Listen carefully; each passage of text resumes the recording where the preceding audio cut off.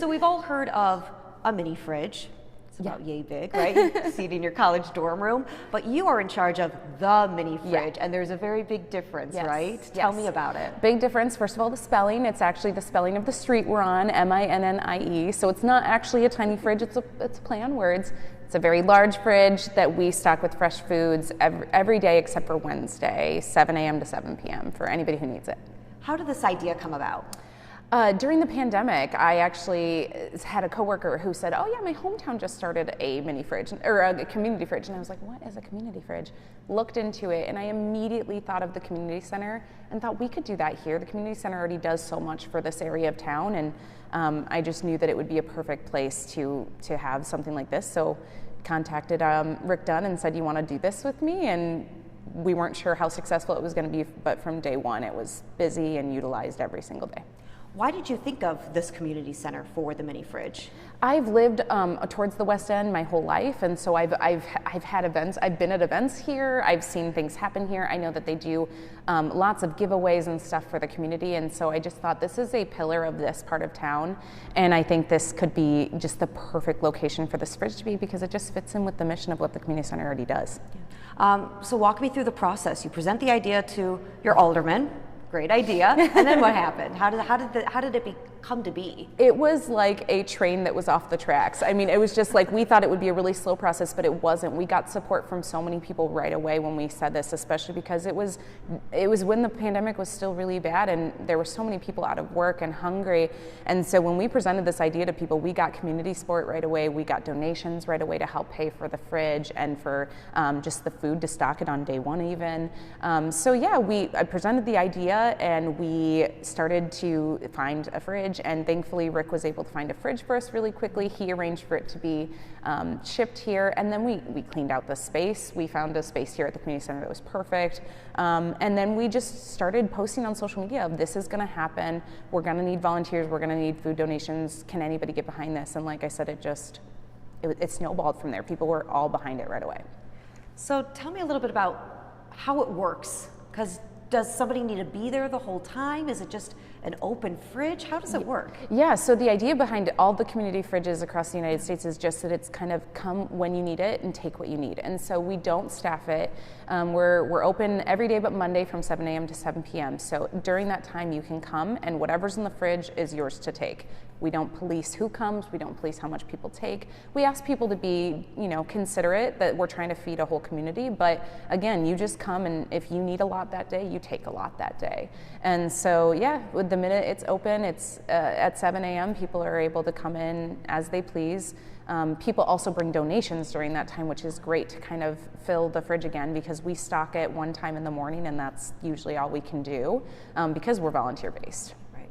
I think the big question is this working? Yeah, so we have no way to know if how big of an impact we're making on hunger in the Quad Cities, but we do know that we're seeing people who are able to get food from a place that they wouldn't normally because we offer those fresh foods and fruit, vegetables, dairy products, meat products that oftentimes actually people can't find at other food pantries. And so we do know we're making a difference. And we also hear from people who don't need us anymore, who say, thank you, you got me through this period in my life, or you got me through my unemployment. And that's the stuff that we know, that even though we don't have a quantifiable number to say this is how many people we've got out of this situation or who aren't hungry anymore, we do know that this is making a huge impact on lots of people. Maybe the numbers don't matter. Yeah, that's what we always say. We're like, we can't prove anything, but we know because we hear from people and people share their stories with us of, one of my favorite stories is a veteran who couldn't get the fresh foods he needed from the VA to manage his health problems, but he could get it here and he just teared up and he's like, I've never had a place to go get the foods that the doctor was telling me I had to get to maintain my health, and I can get it here. So that's the stuff that makes a big difference. The term food desert comes to mind. Yeah. Would you consider this area of our community a food desert? Yeah, I would say so. I mean, a food desert is usually a place that you can't easily access fresh food. So while there is a grocery store a couple miles down the road, or it's not easy to access fresh food in this area. And as we all know, meat and dairy items, those things aren't cheap. And so if you are on a budget, or if you're unemployed at this time, or if the pandemic has just affected your finances, this is an area that doesn't have a lot of affordable options. You can go to the gas station, sure, but you're not going to get a lot of those fresh food items. And so this that was another reason why I thought the community center here would be a good spot, because it isn't easily accessible to get that fresh food in this area. Right. So you were working at a different job, working from home because of the pandemic, and you come up with this idea. What was the transition like for you to go from, a working woman, like hitting the grindstone every single morning, commuting every single day, going back to home during this pandemic, and all of a sudden a light bulb goes off and you're starting to think about people who need, or like, what was it that really made you say, I need to go from just like trying to myself survive this pandemic to helping others survive it too? Yeah, I think it was two things. So working at a hospital and just seeing the impact that the pandemic was having on people, on their health, and just we were seeing lots of things, not just people who are sick, but people who are out of work and suffering in a lot of ways because of it. So that was just top of mind for me all the time. And then the other part was just realizing how fortunate I was to have a job, to be able to work from home, to be able to see my family more, and to have a little bit more time because I wasn't commuting every day, that I could use to do something, and something good for the community. And so those two things were the real catalyst, I think, for me. I love that. Yeah. So many of us are like, great, we get to work at home. Like, leggings. Like, I was taking a nap in between like shows. Hey, I did that too. It was awesome. It was awesome. Like, I was like, this is, I got some laundry done. I've never been able to do this before, but you actually put it to good use. And I think that's really, really astonishing. Well, thanks. And it was a perfect timing as well, because our co-founder, Rick Dunn, he had just retired from his full-time job. And so, he's still an alderman. He's still very busy, but he had a little bit more time too. And so we joke that I'm keeping him busy throughout retirement so he doesn't become a couch potato. So now you're going back to school. So you're doing that full time. Yep. And then tell me about like your day-to-day duties, or what you do for the mini fridge on a daily basis. So thankfully we have a lot of people who volunteer down here, and so I'm not down here every day anymore. At the very start, Rick and I were down here alternating, like twice a day we were trying to come down here. But we have volunteers who come and stock in the morning. He will stock in the morning sometimes. And so the main thing that I do is I apply for grants for us. I manage our social media. I do things like talking to the news to help people become more aware that we're even here. And then I do come down when I can and help with stocking and stuff like that. And so I am very, very grateful for the people that we have that are willing to come down here and do stuff daily, because sometimes, as being a student or a worker or a mom, I don't always have time to come down here. And so it's a team effort for sure. How many volunteers do you have? We have core 3 volunteers who help us all the time. We're actually just recruiting new volunteers because of we're closed on Wednesdays for deep cleaning to try to make sure we have a clean and well-maintained space. And so we actually have a group of people who are going to start doing that for us every Wednesday. They're going to come. So we're slowly starting to become more organized and be able to have more volunteers help us in different ways. When will your 1-year anniversary be? Actually, this week, December 19th is our 1-year anniversary. Yeah, we're kind of crazy. I didn't even know if we'd be open at 1 year, because I didn't know what the pandemic would look like, or if it was going to be successful.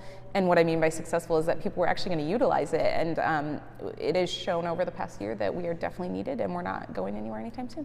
I was just going to say that I don't expect it to be closed anytime soon. Yeah, no, and there's actually people in the community who want to start other community fridges throughout Davenport, and we think that's great, and we're happy to help give advice of what we've done or what's worked for us. And so I think that's needed. It's needed in other areas, not just here at the mini fridge, and so I hope people do that. So is this the first community fridge of its kind in our area? In our area, yeah. Wow. So there's some in Iowa City and in Des Moines, but yeah, in the Quad Cities, as far as I know, it's the first one. I know it's the first one in Davenport, and so, but I do hope it's an idea that catches on, because it does work. It's the community taking care of the community. We have to become, and you could speak to this, more of a community that trusts each other, that loves on each other, that takes care of one another. Yeah, and I think that's why people were able to get behind this so much, is because it's not something that we're regulating. Rick and I don't say we're in charge of it. Yes, we're the co-founders, but it's really a community effort, and it is an opportunity to take care of those who live near you. And so I've heard that a lot over the past year, is I was looking for a way to help during the pandemic, but it feels so overwhelming, but this is something I can pick up a few extra groceries at the store and bring them by. And so I think it really gave people that tangible way they could help that was easy. I've heard that it's very hard sometimes for people to walk into a pantry and ask for that help. Yeah. And maybe this is a solution to that. that. Yeah, that's what we hear from people often, because we try, if we're out there stocking and someone comes to get food, we give them their space and we try not to be, we don't want them to feel like we're watching over their shoulder or anything. And people will come out and just tell us, thank you, like I haven't felt comfortable going to another kind of pantry before, or I was worried that you would be upset by how much I took or something, something along those lines. And we're like, this is a hands-off thing. If you need that, you take that. Yeah. I think it's very good for people because they don't have to face that barrier. Mm-hmm. Yeah, absolutely. Where do you get the food from? Lots of places. So sometimes it's just from community donations. Last winter, we were completely funded by community financial donations and food donations that people were bringing down.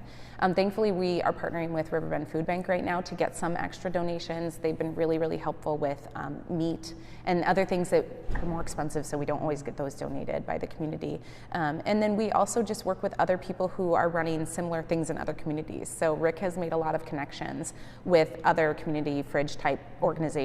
How does the mini fridge multiply good? It just gives people such a sense of hope, and it did for me when we started it, for sure. But then I saw the hope on other people's faces, people who are bringing food, people who are accessing it to get food, that there's the thing that exists that doesn't ask for anything from you, other than to just take what you need.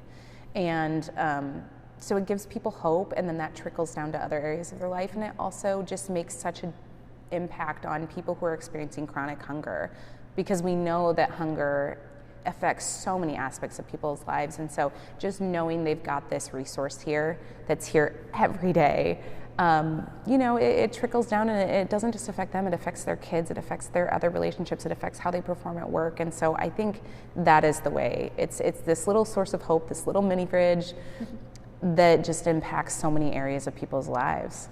It's a pretty big impact for a mini fridge. Yeah, that's true. See, the wordplay does not end with this thing. I love it. I think it's great. Is there anything else you want to make sure I know about the mini fridge?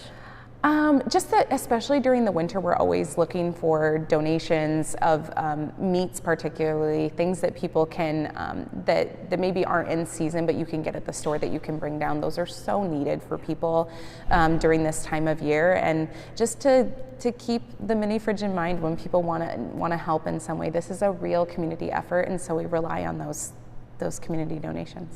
Because we're not just dealing with the pandemic right now, we're dealing with inflation. Yes. And all these prices are going up. Yes. We talked to Mike at Riverbend Food Bank about that. And yes. So people are dealing with that too. Maybe people who have never used a food pantry, food bank, Yep. food service before are finding themselves in other people's shoes. Exactly. We're hearing about, because energy costs are going up right now, so some people are dealing with a much higher energy bill than they've ever faced before, and so that's impacting people too. And it goes back to the whole thing of, if you're going to have food or you're going to keep your lights on, you're going to try to keep your lights on most of the time.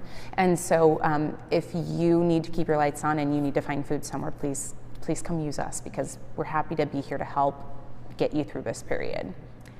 I'm sure constantly doing stories like this remind me about how grateful I need to be. I'm sure you feel that now on a daily basis. Yes. Because of being so involved with this, which I think is a beautiful thing too. Because it constantly keeps things in perspective. Yeah, I think that was a big motivator. When I was little, my family struggled at times. We were a big family, so we were on. We sometimes had to utilize some food pantries and things, and it wasn't often, but it gives you that perspective of that. Sometimes you just need a little extra help, and so now that I am not in that position, and I'm very grateful to be in a position where I have food, I have access to the food that I need. This is something I want to keep going, because everyone should have access to the food that they need.